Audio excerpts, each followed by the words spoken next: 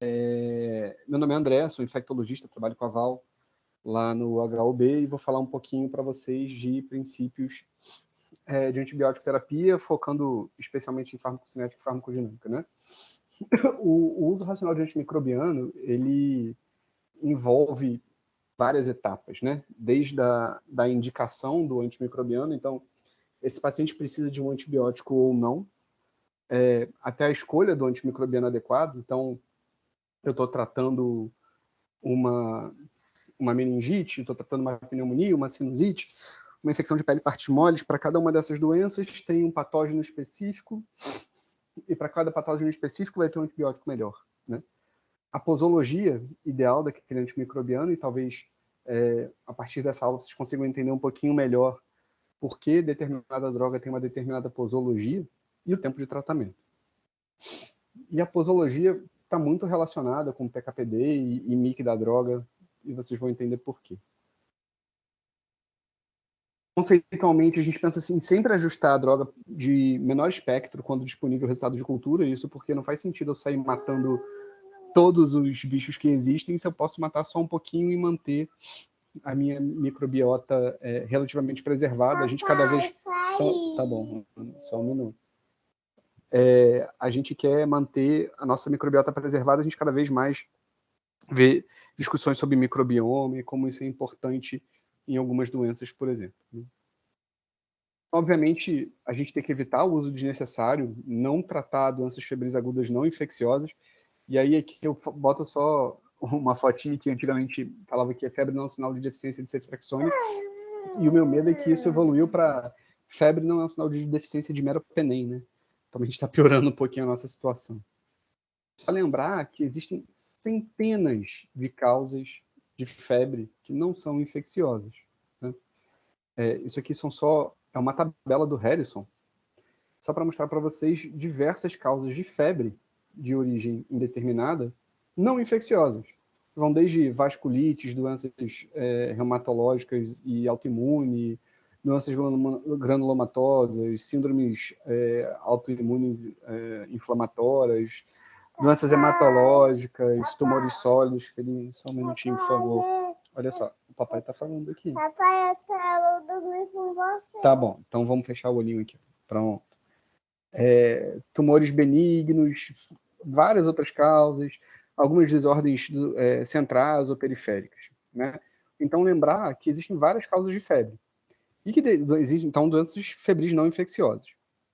Mas, obviamente, a gente vai facilitar a nossa vida se precisa de um antibiótico ou não, determinando um diagnóstico sindrômico anatômico. Isso é uma meningite, isso é uma pneumonia, isso é uma infecção do trato urinário, isso é uma infecção de etiologia bacteriana, isso é uma sinusite. Sinusite, 90% das vezes, não precisa de antimicrobiano, né? Se é uma doença bacteriana que precisa de antibiótico, isso é uma colonização ou isso é uma infecção, né? Tudo isso precisa ser levado em consideração. Isso aqui é só para vocês terem uma noção. É um estudo um pouquinho antigo, de 20 anos atrás, mas da proporção de número de visitas ao médico nos Estados Unidos, número em cinzinha, número de antibióticos prescritos, e em preto, o número de infecções que de fato eram infecções bacterianas que precisavam de antibiótico. Então aqui para infecções do trato respiratório inferior, para otite, sinusite, faringite e bronquite. A quantidade de antibiótico que a gente prescreve sem necessidade.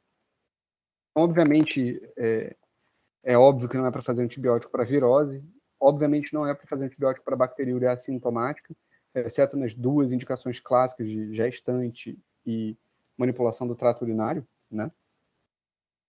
Queria contar um segredo para vocês, que vocês levassem para casa e para o resto da vida de vocês, que não existe AS infeccioso. Leucocitúria pode ser causada por um sem número de coisas, inclusive desidratação, insuficiência renal,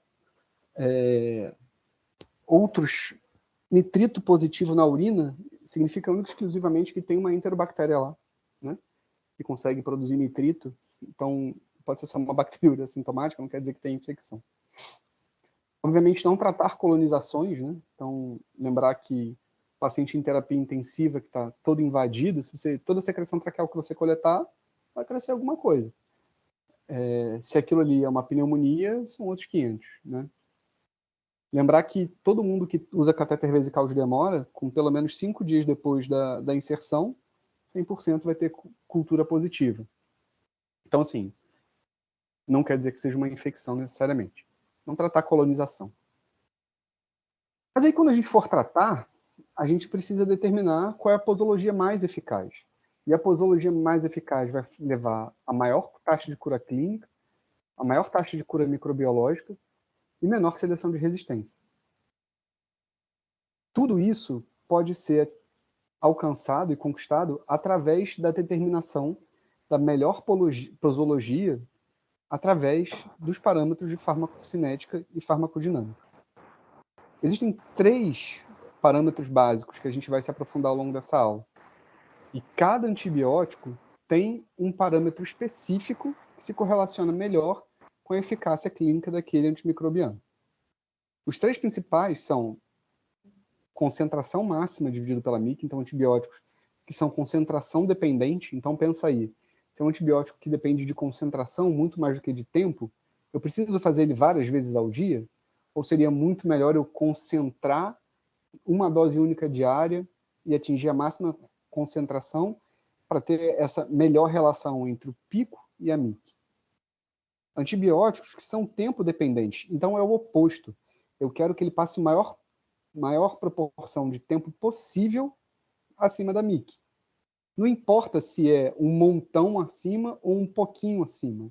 O que eu quero é muito tempo acima. Então eu não preciso... esse antibiótico eu vou fazer uma dose muito alta uma vez ao dia, ou eu vou fazer uma dose relativamente baixa, digamos assim, muito entre aspas. Vocês vão ver que em algumas situações vale a pena aumentar um pouquinho a dose. Mas uma dose mais baixa, várias vezes ao dia, e talvez em infusão estendida, proporcionando que ele mantenha um nível sérico mais alto. Tudo isso vai determinar, então, dose, intervalo e velocidade de infusão. E eu não falei para vocês da área sobre a curva dividido pela MIC, que é um parâmetro que é um parâmetro misto, né? Tanto de concentração quanto de tempo. Então, para cada classe de antimicrobiano, a gente vai ter o seu parâmetro de farmacodinâmica mais específico.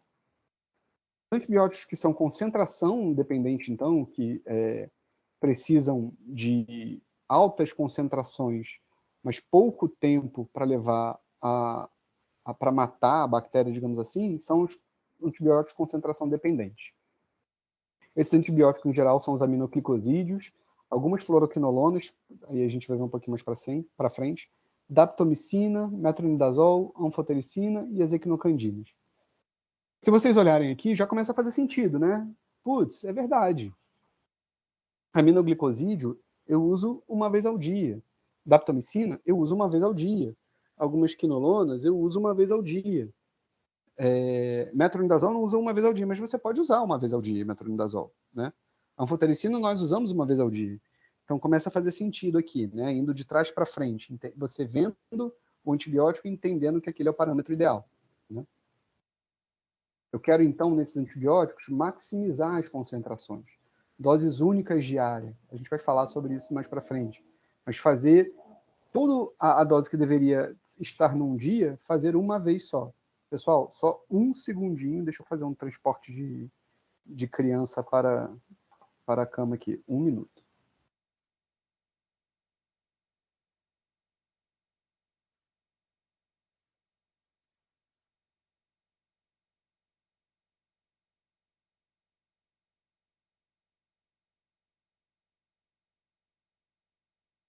Pronto, voltei. Val, você está vendo minha aula aí? Voltou? Voltou. Pronto, beleza. A mãe chegou, a criança dormiu no colo, tá levando lá para cá. Então, para esses antimicrobianos, eu quero maximizar concentrações. Quero concentrações mais altas, tá? Uma vez ao dia. Para os antibióticos que são tempo dependentes, eu quero a maior proporção de tempo de droga livre acima da MIC. Os principais antimicrobianos ou antibióticos, que é o protótipo desse parâmetro, são os beta-lactâmicos. Tá? O que eu quero é maximizar a exposição. Então, eu quero um máximo de tempo de nível sérico adequado dessa droga. Né?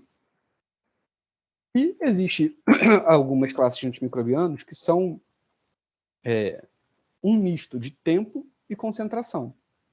Azitromicina, macrolídeos, clindamicina, mas o mais clássico de todos é a vancomicina, vocês vão ver. Mas existem outros também. Os aminoglicosídeos, em algumas circunstâncias, a gente vai pensar em área sob a curva dividido pela MIC. O polimixina, a gente vai pensar em área sob a curva dividido pela MIC. Então, para cada tipo de antibiótico, existe um parâmetro de farmacodinâmica ideal, e mais do que isso, existe um alvo do parâmetro de farmacodinâmica que é ideal. E aí começa a ficar mais difícil, né? Porque não é só eu saber qual é o parâmetro, é eu saber qual é o alvo desse parâmetro. E se você começa a enxergar aqui uma coisa que todo infectologista deve falar para vocês e que vocês já devem ter ouvido falar, espero eu, que a MIC para um antibiótico não é comparável à MIC do outro antibiótico. A MIC é uma relação entre um antibiótico e uma bactéria. E muitas vezes um sítio também. Então, dizer que um MIC de 0,5 de cipro é melhor que um MIC de 2 de amicacina, não é verdade. A gente está comparando coisas erradas. Porque o MIC ideal, o MIC clínico perfeito para uma determinada droga e uma determinada bactéria, vai ser determinado por essa relação. Se eu sei que eu tenho que atingir esse alvo, e eu sei qual é a concentração máxima do meu aminoglicosídeo, por exemplo, que eu consigo fazer para um determinado paciente, isso a gente sabe, e eventualmente a gente pode até dosar o nível sérico, eu vou saber qual é o MIC, o máximo de MIC que eu vou querer atingir, o que eu vou poder atingir para que tenha esse parâmetro de farmacodinâmica chegando a este valor e aí sim atingir maior eficácia clínica. Isso vale para todos, né? Eu sei qual é a concentração sérica e o tempo de meia-vida que eu vou fazer, de uma cefuroxima, para dizer uma droga que é muito ruim. Tempo de meia-vida curto, nível sérico baixo, eu precisaria manter 60% a 70% do tempo acima da MIC. Quando você pensa em enterobactéria, em E. coli, você não consegue manter nem 10% do tempo acima da MIC. É uma boa droga? Não é uma boa droga. Falha muito. Então, antibióticos, concentração dependente. Dose elevada em bolos. Aminoglicosídeo, dose uma vez ao dia. Daptomicina, dose uma vez ao dia. Eu quero atingir aquele pico rápido e não preciso de várias exposições. Não preciso que ele mantenha nível sérico durante muito tempo. Muitos desses antibióticos, eles também têm a reação intracelular, né? O que favorece e efeito pós-antibiótico, né? O que favorece, o que também justifica esse parâmetro de concentração dependente. Que são tempo dependente, infusão prolongada ou infusão contínua, né? Ah, tá, mas você está falando assim, besteira, isso não se aplica à realidade. Então tá bom. Então vamos ver um estudo brasileiro de São Paulo de infecções respiratórias altas. Então esse estudo aqui ele pegou o que existia de isolados de infecções respiratórias altas, bacterianos em São Paulo, e viu a distribuição de MICs para essas bactérias, as principais bactérias causadoras. Streptopneumônia, Haemophilus influenza, Moraxella catarrhalis, qual é a proporção de distribuição em cada um desses MICs para cada uma dessas drogas, tá bom? E aí o que ele fez? Ele fez uma estimativa para avaliar qual era a probabilidade de, utilizando cada uma dessas doses, se atingir o parâmetro de farmacodinâmica ideal para cada um desses antibióticos em cada uma dessas bactérias. E o que a gente vê aqui? Vocês estão entendendo? como é que a gente começa a definir o que é uma dose adequada? É assim.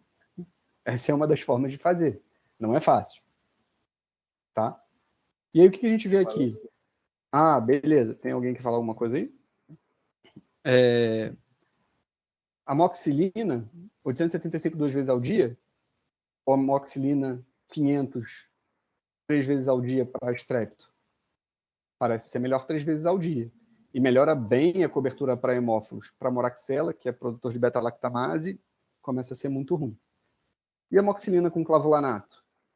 O clavulanato não adiciona nada para o estrepto pneumônio. Adiciona um pouco para hemófilos influenza e muito para moraxela. Mas quando a gente compara 800 versus 500, nossa, faz uma baita diferença. Um pouquinho no estrepto, muito no hemófilos, muito na moraxela. Então, a gente começa a ver que por farmacocinética e farmacodinâmica, eu consigo determinar qual é a melhor dose para tratar, inclusive, uma infecção tão simples quanto uma sinusite ou uma otite. Outros antibióticos, por exemplo, cefaclor, que o pessoal adora, é uma porcaria, né? Dá para ver que não cobre nada. Levo de 500 para pneumococo, olha só como era ruim, né? Por isso, e vocês vão ver um pouquinho mais para frente também quando eu falar de quinolona, que a dose de levo para infecções, para pneumonia, né? Pensando em gram positivo, a dose precisa ser um pouquinho mais alta. E a azitromicina também, que não serve para nada para tratar sinusite, né? O otorrino adora a azitromicina, mas a gente odeia. Então tá bom, como é que funcionam os antibióticos tempo dependentes? Né? O que eu quero, existem algumas possibilidades. Eu posso fazer antibiótico em dose intermitente, e aí vocês vão ver que esse espaço aqui é o espaço de exposição acima da MIC. Tá? A MIC é esse pontilhado. Se eu fizer uma infusão prolongada, ou perdão, aqui infusão contínua, eu vou passar o tempo inteiro acima da MIC. Mas se eu fizer a infusão prolongada, eu ganho um pouquinho mais em relação à infusão intermitente. Em vermelhinho, infusão prolongada, esse aqui que é a curvinha. Intermitente, o azulzinho. Eu ganho mais tempo de exposição, eu maximizo a minha exposição. Infusão prolongada vai ser bastante interessante para eu conseguir atingir MICs mais altos, vocês vão ver. Então, só dando a ideia aqui do meropenem, a infusão prolongada versus a infusão intermitente. Eu tenho um determinado MIC aqui. Imagina que eu suba um pouquinho esse MIC. A minha infusão intermitente vai ter menos exposição ainda e eu ainda vou ganhar mais com a infusão prolongada. Com a infusão prolongada, na terapia empírica, eu consigo ter, vocês conseguem enxergar aqui, uma maior probabilidade de atingir o alvo de exposição. Concordam comigo? Não é tempo acima do MIC? Se eu faço uma infusão prolongada e eu não sei a MIC, eu tenho maior probabilidade de estar cobrindo mais adequadamente MICs mais altos do que na infusão intermitente. Conseguem enxergar isso aqui nessa figura? E aí, isso é uma forma, é uma tabela gigantesca, mas é só para mostrar para vocês a mesma coisa. Com doses mais altas e maior intervalo, ou menor intervalo, perdão, eu consigo atingir MICs mais altos. Tá? A probabilidade de eu manter 100% do tempo acima da MIC aqui, que é o caso, é maior quando eu faço doses maiores e com intervalos menores. Só para mostrar para vocês, essa curva é a probabilidade de uma dose de cefepime piptazo aqui, né? Isso, de piptazo, 4,5 de 6 em 6 em 30 minutos, 4,5 de 6 em 6 infundido em 4 horas, ou infusão contínua de 18 gramas em 24 horas, que seria o equivalente, né? Qual é a probabilidade de cada uma dessas doses? Então, aqui está a probabilidade. Qual é a probabilidade de cada uma dessas doses atingir o parâmetro de se manter 50% do tempo acima da MIC, a fração livre de se manter 50% do tempo acima da MIC. Então, aqui está a probabilidade. A gente vê que para esses MICs aqui até 16, qualquer dose está ok, né? Até 8, vai, 16 não.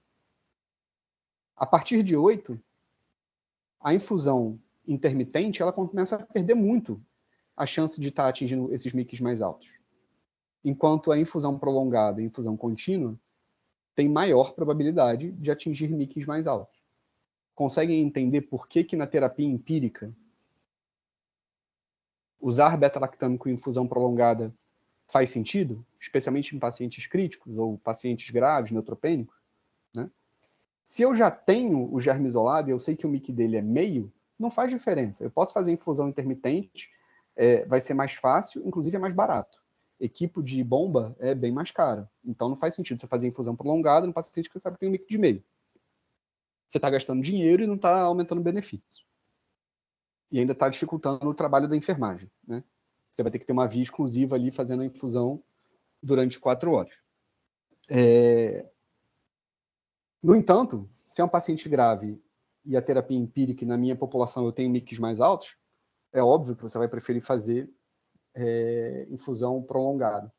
Eu não coloquei aqui, mas isso tem estudo clínico mostrando que isso faz diferença, tá? Em neutropênico febril. A mesma coisa para cefepime. Cada uma dessas A, B e C são funções renais diferentes. Então aqui é 50 a 120, 30 a 49, 10 a 19. Só para mostrar que a mesma coisa, né? Fazer infusão intermitente versus infusão prolongada, eu tenho maior probabilidade de, com cefepime, atingir MICs mais altos. Isso está claro, né? O objetivo dessa figura aqui é mostrar para vocês que quanto pior a função renal, maior o tempo de depuração da droga, né? Drogas com depuração renal, obviamente. Então, deixa de ter grande diferença em fazer infusão contínua ou infusão prolongada. O paciente que tem disfunção renal, infusão prolongada ou infusão intermitente. No paciente que tem uma disfunção renal muito importante, eu posso fazer infusão intermitente que a depuração da droga demora tanto tempo que ele vai conseguir manter o tempo acima da MIC por um longo período. Tá claro até aqui, né? Isso é só para mostrar para vocês a probabilidade em relação às doses do cefepime e para cada um das MICs, né? Então, se eu fizer 3 gramas dia separado por 8 em 8, então 1 grama de 8 em 8, infusão em 4 horas, eu tenho grande chance de atingir MICs até 4. Se eu aumento a minha dose, 2 gramas de 8 em 8, 6 gramas dias, infusão em 30 minutos, é semelhante. Então, eu aumentei a minha dose, passei para 2 gramas a cada dose, mas eu diminuí o meu tempo. Então, você pode fazer um balanço, né? Entre se eu aumentar a dose, eu também consigo. Você aumenta o seu pico da curva e o tempo de depuração diminui. Mas e se eu aumentar a minha dose e aumentar meu tempo? Eu começo a atingir MICs muito mais altos, maior probabilidade de atingir MICs que antes eu tinha probabilidades um pouco mais baixas, mas consigo atingir MICs de 8, né? Começo a conseguir ter alguma chance de atingir MICs mais altos, inclusive no perfil de resistência, como o de 16 aqui. Então, para atingir MICs mais altos, eu posso pensar tanto em prolongar a minha infusão, como aumentar a minha dose. Isso em antibióticos que são tempo dependentes. Tá claro? E por isso que, quando a gente está de frente ao tratamento não só de pacientes críticos, como eu falei, neutropênicos, que a gente não sabe muito bem o que está acontecendo, mas, por exemplo, no contexto de uma unidade de terapia intensiva, com pacientes muito graves e com colonização de germe multi-R. Fazer meropenem em doses altas, 2 gramas, por exemplo, de 8 em 8, de 6 em 6, infusão em 3 horas, aumenta muito a sua chance de atingir MICs mais altos. Ah, não, mas isso é só teórico, né? Isso não tem nenhuma relevância prática. Não, tem sim. Esse estudo aqui comparando infusão de piperacilina tazobactam em meia hora versus infusão prolongada em 4 horas contra infecções por pseudomonas, mostra que a gente teve menor mortalidade com infusão prolongada e menor tempo de internação com infusão prolongada. Vamos mudar de antibiótico e de parâmetro agora. Então, tá claro. Beta-lactâmico, empírico, crítico, infusão prolongada, considerar doses mais altas. Terapia guiada, pode ser intermitente, dose padrão. Tá? Mas e aminoglicosídeo? Aminoglicosídeo é completamente diferente, né? Aminoglicosídeo é um antibiótico que é concentração dependente, concentração máxima dividido pela MIC. E existe um alvo para a aminoglicosídeo, que é a concentração máxima dividida pela MIC tem que ser entre 8 e 12. Se eu sei isso, eu vou saber qual é a minha MIC clínica máxima. Se eu fazer para uma determinada dose, eu sei qual é o pico de concentração que ele atinge no sangue, o pico de fração livre que ele atinge no sangue. Só para mostrar para vocês, então, que seria a concentração máxima dividida pela MIC, qual vai ser o melhor parâmetro, qual vai ser a melhor posologia para ele? Fazer uma dose diária uma vez ao dia, ou pegar essa dose diária e fracioná-la? Então fica muito claro que é muito melhor fazer uma vez ao dia a dose diária. O que é bastante interessante dizer aqui também, mas aminoglicosídeo é mais nefrotóxico, é muito nefrotóxico. É nefrotóxico. Mas fazer dose única diária é menos nefrotóxico do que múltiplas doses diárias. Isso porque os receptores renais, eles são saturáveis, os receptores renais de aminoglicosídeo. Então, quando eu faço uma vez ao dia, eu saturo todos os receptores uma vez só e ainda sobra um monte de droga livre ali que não está fazendo toxicidade nenhuma para aquele rim. Já está tudo saturado. Quando eu faço várias vezes ao dia, essa droga ela satura esses receptores e ainda é exposta várias vezes ao dia. Então, a dose única diária ela é menos nefrotóxica. Ela é igualmente ototóxica, tá? Mas é menos nefrotóxica. Então, qual é essa relação? Eu falei para vocês, uma relação de 8 a 12. Mas de onde você tirou isso? Você tirou da sua cabeça, né? Vozes da minha cabeça, figurinha do WhatsApp. Não são vozes da minha cabeça. A gente tem estudos mostrando resposta clínica bastante interessante e aceitável, né? Quando essa relação de concentração máxima de fração livre, né, da droga dividida pela MIC está entre 8 e 12. Dá para ver com clareza aqui porque que foi escolhido 8, né? Mas quanto mais alto, obviamente, melhor. Concentração máxima dividida pela MIC de 8 a 12. Isso aqui é só um estudo em terapia intensiva mostrando qual era a probabilidade de se atingir o alvo de acordo com a MIC do aminoglicosídeo aqui, no caso, a amicacina. Nesse estudo, a dose utilizada foi até uma dose bastante alta, era 30 mg quilograma. Ele fazia uma dose de ataque de 30 mg quilograma, depois mantinha 15 a 20, salvo engano. E aí a gente consegue ver que a MIC máxima que ele conseguia atingir essa relação de concentração máxima dividida pela MIC maior que 8 era um MIC de 4. Até MIC de 4. A gente tem uma mudança recentemente, a gente passou a usar a BR-Caixa, não mais CLSI, mas vocês saberiam, o cutoff de CLSI era 32, não chega nem perto, né? O cutoff do BR-Caixa, acho que eu vou mostrar mais para frente, é 8. Então, só para você ter uma ideia de como talvez o MIC clínico ele esteja um pouco distante do MIC microbiológico, né?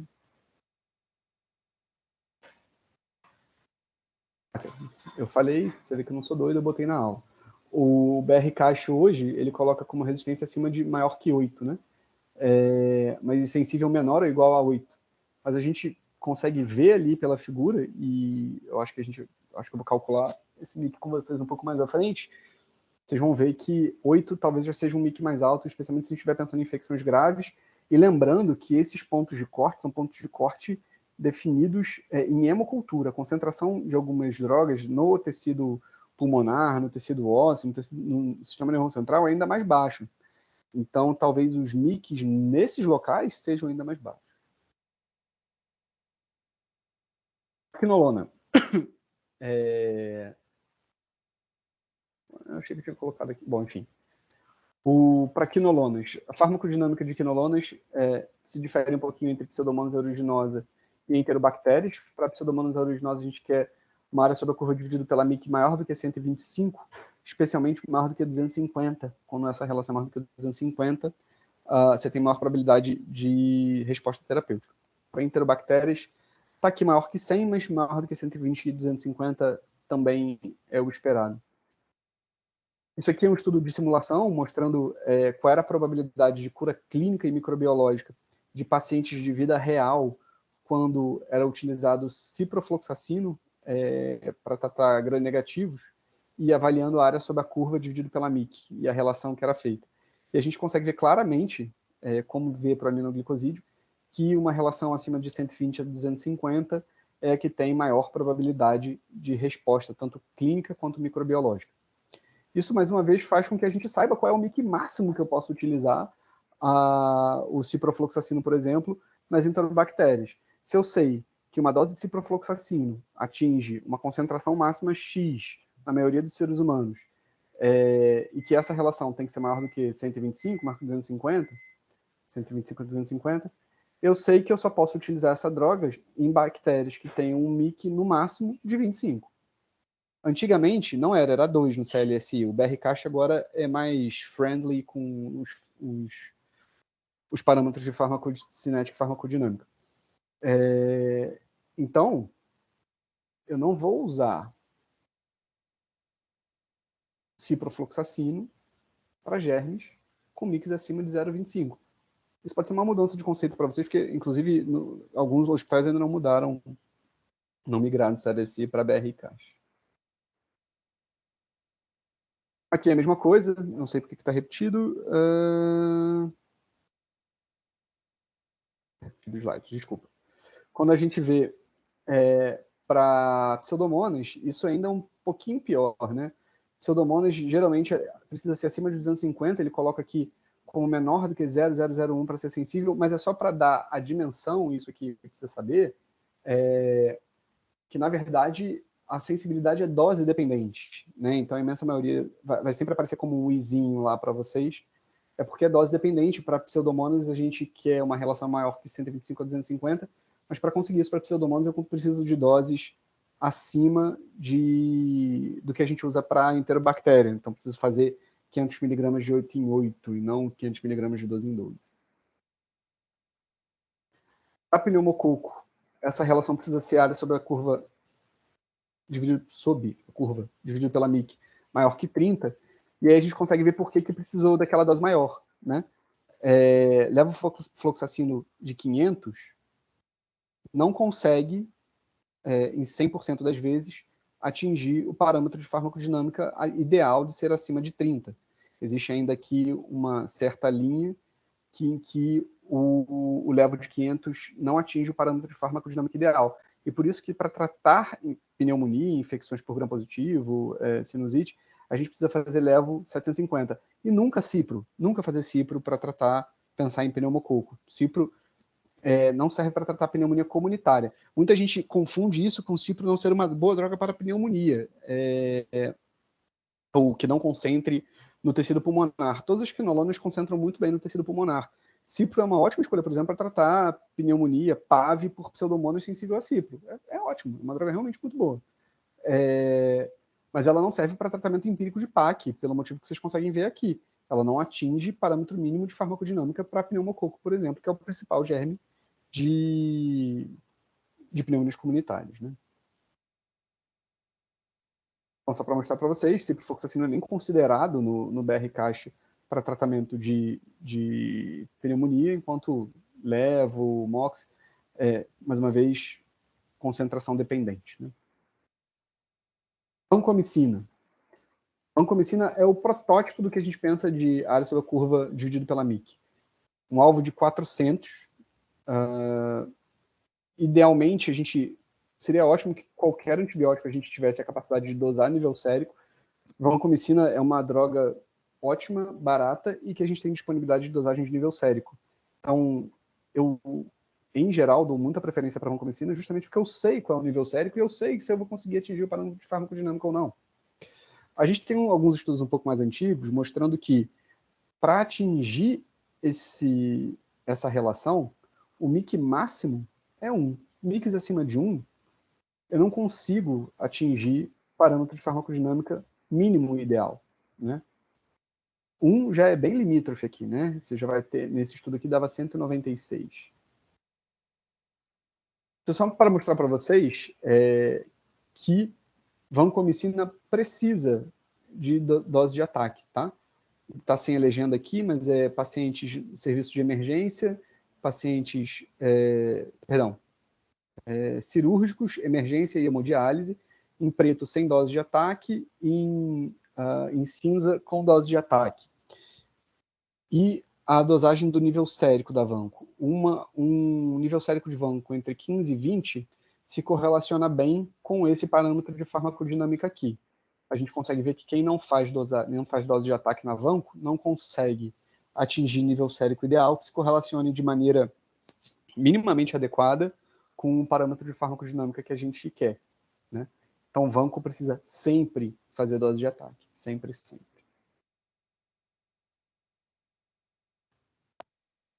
Lembrar, então, de área sobre a curva dividido pela MIC-NORC 400, dose de ataque, e dosar a vancocinemia. A vancocinemia, ela se correlaciona bem com esse parâmetro de farmacodinâmica da vanco, então uma vancocinemia entre 15 e 20 se correlaciona relativamente bem com mix acima de 400. Qual é o problema? Eu acho que bom, enfim. Qual é o problema?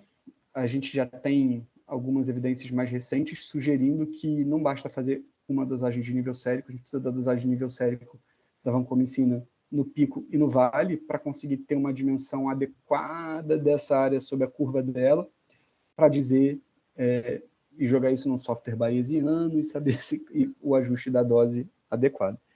Mas, resumidamente, para um antibiótico que precisa claramente saber a área sob a curva e que pode ter concentrações erráticas entre seres humanos, como a vancomicina, dosar nível sérico é uma grande vantagem, tá? Dosar nível sérico é uma grande vantagem terapêutica em qualquer antibiótico. Então, tem gente que acha que prefiro usar dapto do que vancomicina, prefiro usar linezolida do que vancomicina, porque não precisa dosar nível sérico. É o inverso, né? Você ter certeza que o nível sérico está ideal, você vai ter certeza da sua resposta terapêutica. Falar um pouquinho de polimixina B. Não, tá aqui. Desculpa. Falar um pouquinho de polimixina B. O polimixina B, existe o colestimetato e a polimixina B em si. O colestimetato, ele tem depuração renal então precisa de ajuste para a função renal, mas a polimixina B não, ela tem pouquíssima depuração renal, tá? Então, em pacientes com disfunção renal crônica, ela não precisa de ajuste de dose. Você vê que, mesmo com a mudança do clearance, o nível sérico da droga, ela não muda, tá? Então, a gente não faz ajuste de dose de polimixina B, só de colistina. O principal parâmetro de farmacodinâmica da polimixina B é área sob a curva dividida pela MIC, tá? E a gente espera que esse valor seja maior do que 50, por exemplo. E aí, como é que a gente define a dose e o cutoff aqui de MIC para polimixina? Aqui são várias tentativas de dose em diferentes pesos, em diferentes MICs, né? Sabendo o MIC da polimixina B, eu já vou avançar um pouquinho aqui só para ficar bem claro para vocês. Sabendo o MIC da polimixina B, fica bem claro para a gente que a maior probabilidade de se atingir esse alvo de farmacodinâmica é quando a gente usa dose de ataque por peso e manutenção fixa. A diferença de dose de ataque com manutenção fixa para dose de ataque dose de ataque por peso e manutenção por peso não é tão grande assim, né? Talvez não tenha significância estatística.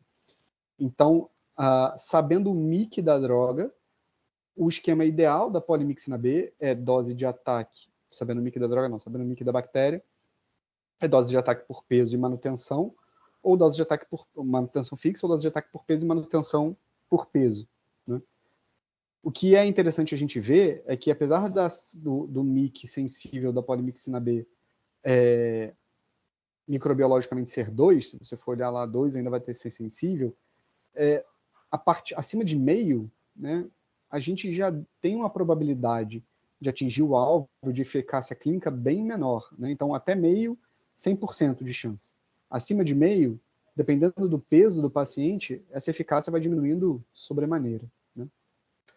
No tratamento empírico, e ele olha essa probabilidade aqui no tratamento empírico, pegando da mesma forma daquele primeiro estudo de sinusite, ele olha qual é a distribuição de mix na população e vê se aquela dose, qual é a probabilidade daquela dose atingir o alvo, como a gente viu para beta-lactâmico, né? E aí o que a gente vê é que para tratamento empírico, Tá, deixa eu ver se tem mais um quadradinho. Pronto. Para tratamento empírico, talvez utilizar dose de ataque fixa por peso versus e manutenção fixa e dose de ataque por peso versus manutenção por peso, também não tem grande diferença. Aqui tem alguma diferença, né? Quando você olha peso, quando você vai mudando as categorias de peso, e talvez tenha um pouquinho de diferença para os pesos mais baixos, mas para os pesos acima de 75 quilos não faz tanta diferença assim. Né? Então, de uma forma geral, para terapia empírica, talvez seja interessante em pacientes de baixo peso utilizar dose fixa e pacientes acima de 75 quilos utilizar dose padrão por peso. Tá? Você vai ter maior probabilidade de atingir o alvo naquela sua população.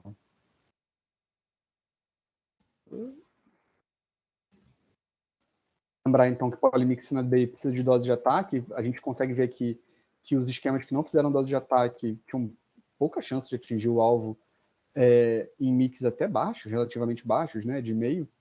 E quando a gente olha na terapia empírica, a mesma coisa, né, probabilidade de resposta clínica, né, de eficácia também bastante baixa nos esquemas que não utilizaram dose de ataque. Então, lembrar, dose de ataque. Lembrar que polimixina não deve ser utilizada para infecção do trato urinário e não ajustar para insuficiência renal crônica. É isso. Dúvidas, inquietações? Eu quero, enquanto vocês vão falando, se é que alguém vai falar alguma coisa, eu vou tentar achar, tem uma outra versão dessa aula que tem um treinamentozinho legal, mas enquanto vocês vão perguntando, ou tirando dúvidas ou falando, eu vou procurando aqui. E aí, pessoal, alguma dúvida? Às vezes essa aula é meio demais, assim, o pessoal fica meio impactado com o que eu falei. Porque é muito fora do... Às vezes eu falo um pouco rápido. Então, se tem alguma coisa que não ficou claro, podem falar para eu repetir, não tem problema. Então, eu queria tirar dúvida naquele gráfico que o senhor mostrou da porcentagem. Eu não sei explicar, porque eu estava lendo o artigo também, e aí eu fiquei um pouco de dúvida em como interpretar aqueles gráficos. Porque ele coloca o tempo e a concentração e várias linhas, e eu fiquei com uma dificuldade de entender mesmo.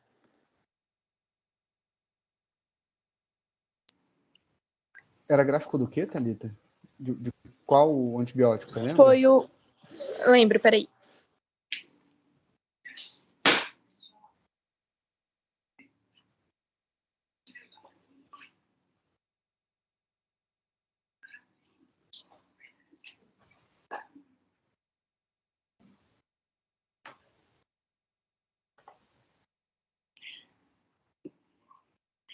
Bom, a ideia aqui é que vocês apliquem esses conceitos, né? Acho que, como o André comentou, principalmente para as unidades que têm mais resistência bacteriana e os pacientes mais críticos. Então, especialmente na UTI, na UCO e no pronto-socorro também, né?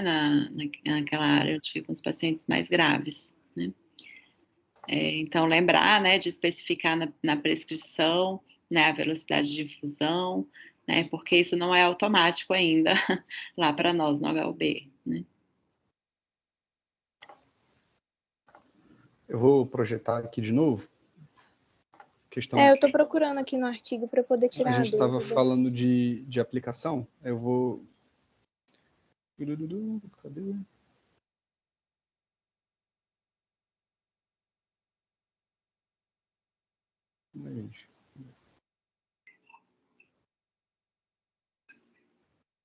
Tá aqui, ó.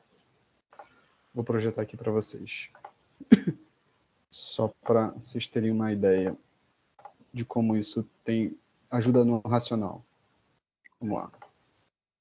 Então, vamos pensar aqui em calcular amic clínico para amicacina, né? A gente sabe que a amicacina é concentração máxima dividido pela amic, certo? Já entendemos isso. Então, concentração da fração livre é aproximadamente 42. A dose usual é 15 mg/kg no adulto, a concentração máxima que eu atinjo é entre 41 e 49, eu uso aqui 45, mas tem uma ligação proteica de 0 a 10, 5%. Tá? Estão me seguindo? Concentração máxima em torno de 45, ligação proteica de 0 a 10. Então, é 95% de 45, né? 42. É a concentração máxima que atinge uma dose de 15 mg/kg de amicacina. Ok. Então, eu sei que a concentração máxima dividida pela amic tem que ser entre 8 e 12. Certo? Então, eu sei qual é a concentração máxima. É 42. Certo? Isso dividido pela amic tem que dar alguma coisa entre 8 e 12. Então, eu vou conseguir descobrir qual é o mínimo e o máximo.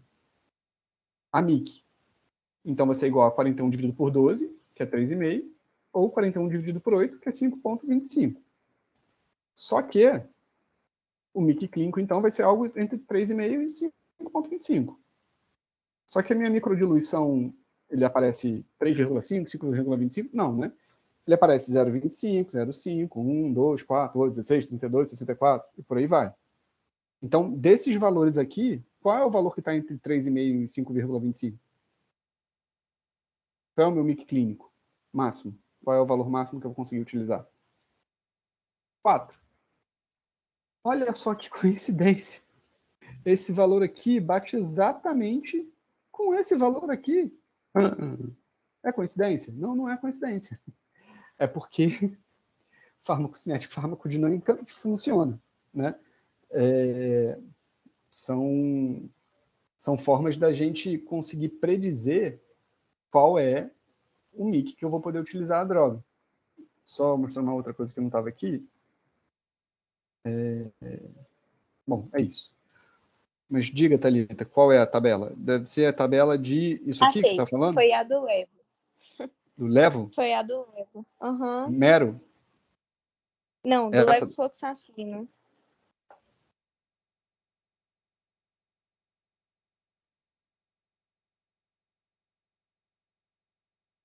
Isso aqui?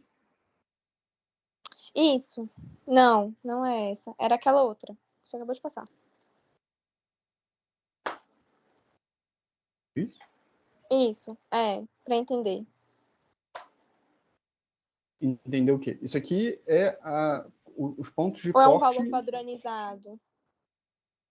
Não, não é um valor padronizado. Esse é um valor baseado nos conceitos de farmacocinética e farmacodinâmica.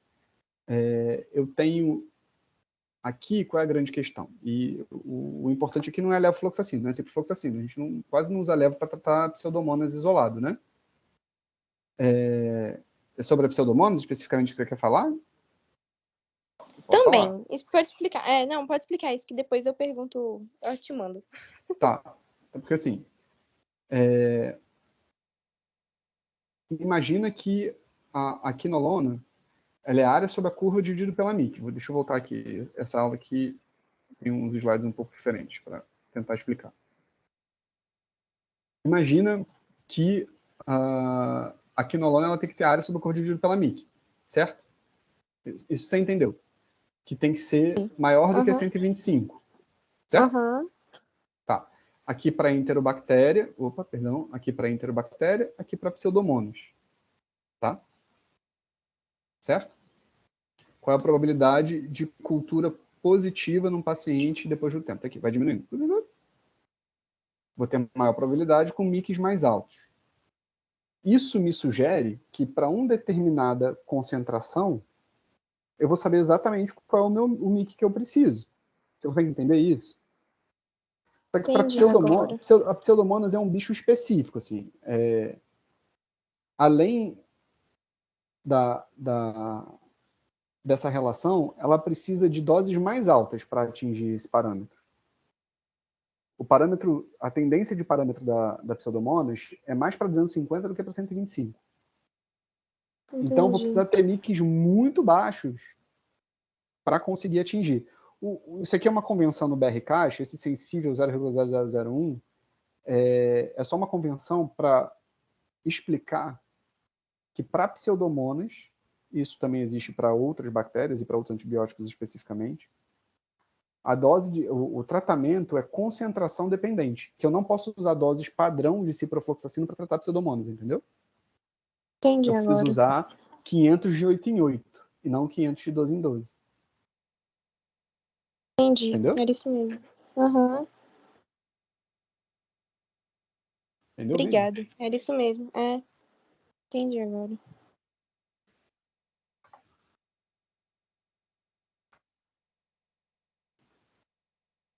que mais, pessoal? A aplicação, vocês entenderam a ideia da aplicação aqui, do cálculozinho?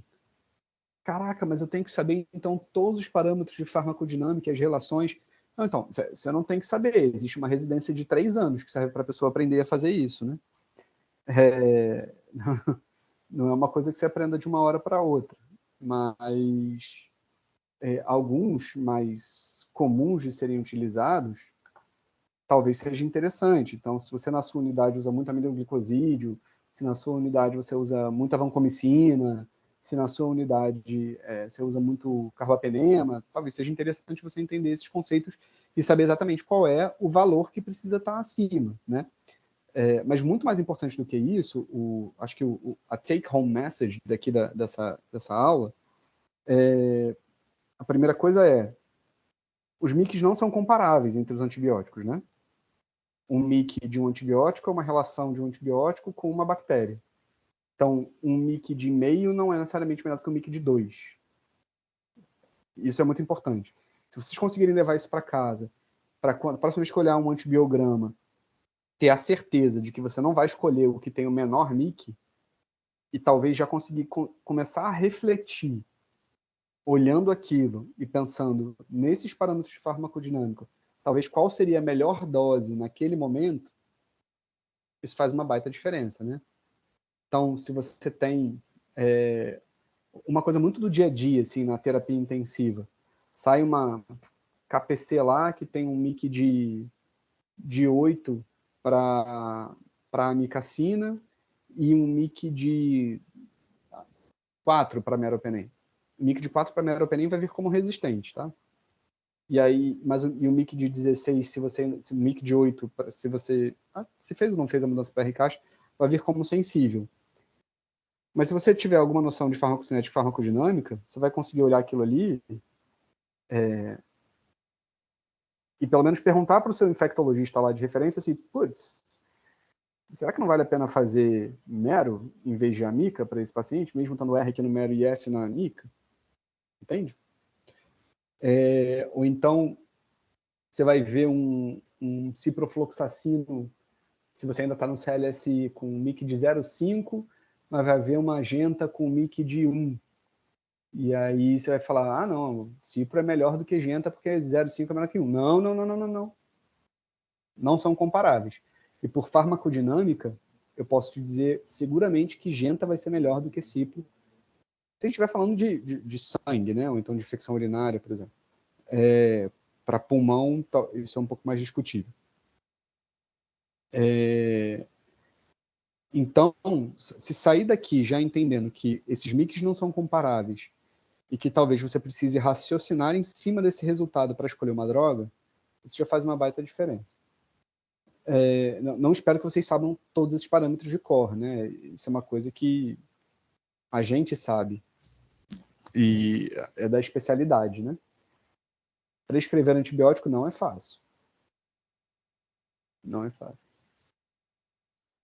O que mais, galera? Diz aí. Tô achando que vocês não entenderam. Ninguém tá com dúvida? Vanessa. Diga lá, Vanessa. Diga, Vanessa. Oi, doutor, boa noite. Boa noite. Então, no antibiograma, aquele MIC que vem é o MIC microbiológico. Isso, é um MIC microbiológico. O que você vê hoje no HUB, por exemplo, é CLSI, né? Microbiológico. O BRCAS, se Deus quiser, a gente em algum momento vai fazer a transição para o BRCAS, ele se aproxima muito mais do MIC clínico e de parâmetros de farmacocinética e farmacodinâmica. Muito mais do que o CLSI faz. Mas ele ainda também não é perfeito e maravilhoso. É óbvio que existe um intenso debate por trás disso e pessoas muito mais capazes do que eu fazendo essa discussão é muito mais fácil virar para mim aqui e falar, eu não concordo com isso, e existem milhões de especialistas que existe uma justificativa para o que está ali. Mas hoje o que você vê no HUB é um MIC microbiológico, bem distante de um MIC clínico, tá? O CLS, o BR-CASH, quando a gente fizer a transição para o BR-CASH, se aproxima muito mais do BR-CASH. A ideia de existir um cutoff, falar uma coisa filosófica aqui, é uma coisa que eu tenho pensado e discutido muito. A ideia de existir um breakpoint lá, um cutoff de sensível, resistente, é muito mais para vocês, é para o clínico, né? Do que para mim, para Val, para o Henrique, para a Thalita, para a Lígia, para o Anderson. E por quê? Porque, na verdade, se eu sei todos os parâmetros de farmacodinâmica e farmacocinética e sei qual é a relação que eles têm que atingir, o que limita a minha eficácia terapêutica é a toxicidade da droga, né? Concorda comigo? Certo. Era só eu ir aumentando dose, diminuindo intervalo, dosar nível sérico e por aí vai. E é isso que, na verdade, a gente faz nas visitas de UTI, né? Eu olho lá, a gente vê a MIC, discute, aumenta a dose. Tem gente que fica maluco, né? Chega aqui, manda fazer meropenem 2 gramas de 6 em 6, tigesiclina 200 da toxina de 12 em 12, inventa mais doses que eu não sei de onde vem daí. Vem disso aí. Mas serve muito mais o breakpoint, dizer SR e indeterminado, serve muito mais para vocês. Alguém vira assim e fala, tá bom, a gente tem que dizer para a galera que não sabe PKPD o que é um MIC razoável para utilizarem um antibiótico, senão, né, ninguém vai saber nada. E aí se define esses pontos de corte. O ponto de corte é para o clínico, né, ou para o cirurgião. É para vocês. É uma referência para vocês, né? Mas se você pensar que esses parâmetros eles são ótimos para eficácia, o céu é o limite, né? Quer dizer, a toxicidade é o limite. Como diria um professor meu de patologia da faculdade, o que estraga a medicina é o paciente. O paciente está me atrapalhando eu tratar essa infecção, né? É brincadeira, tá? Beleza, doutor, muito obrigada. Nada.